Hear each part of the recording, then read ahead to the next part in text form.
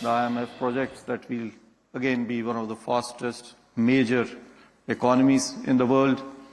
And we are all set and projected to be the third largest economy in the coming years. The inflation at the same time, over the last decade, especially after the inflation targeting framework was introduced, has been very benign. It's much lower than what it used to be earlier at about 4.9% per annum. This July, we had the lowest inflation at 1.6% headline for the last 8 years. The Indian government's fiscal position is also very strong and robust, having decreased its fiscal deficit now from 9.2% post-COVID and projected to go down now to 4.4% this year. This is not, at the cost of quality expenditure. The capex, as you are all aware, has been growing, and now it is projected.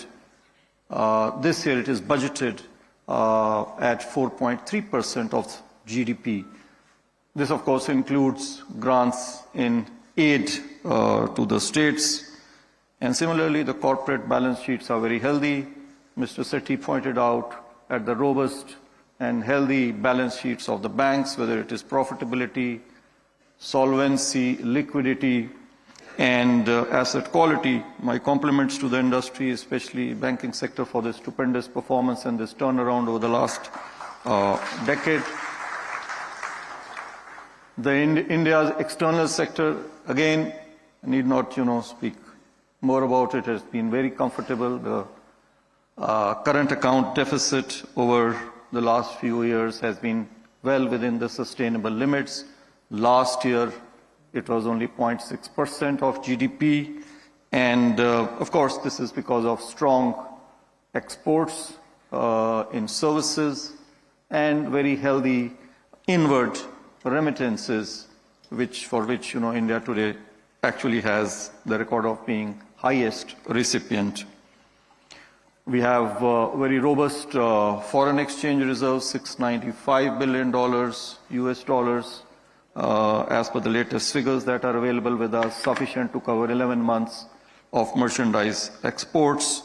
This has been all possible because of the very strong and prudent fiscal and monetary policies followed by the government and the various regulators over the last few years, structural reforms, massive upscaling of both physical and digital infrastructure, improved governance, and enhanced productivity and competitiveness.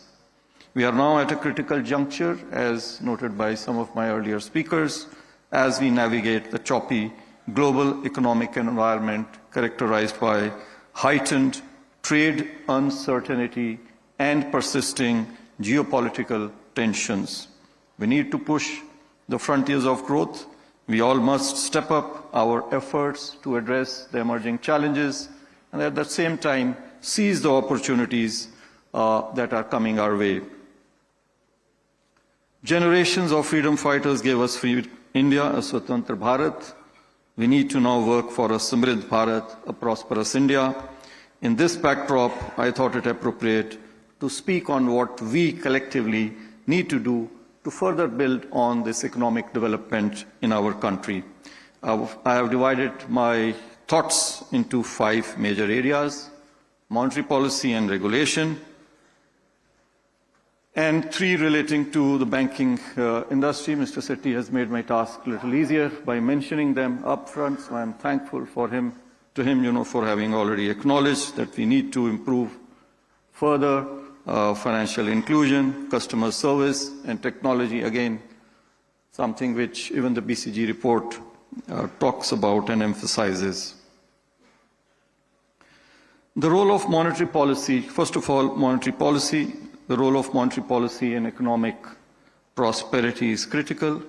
One of the major conduits of macroeconomic stability in India during the recent years, despite many shocks, has been the decline of inflation, as I noted even earlier.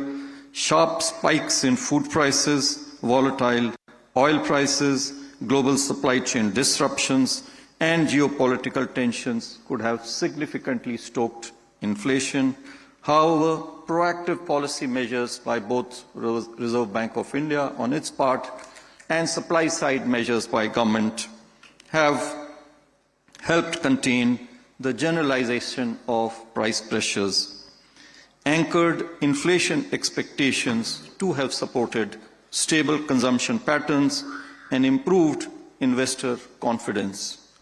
The primary objective of monetary policy in terms of price stability has significantly contributed to the strength of India's macroeconomic fundamentals.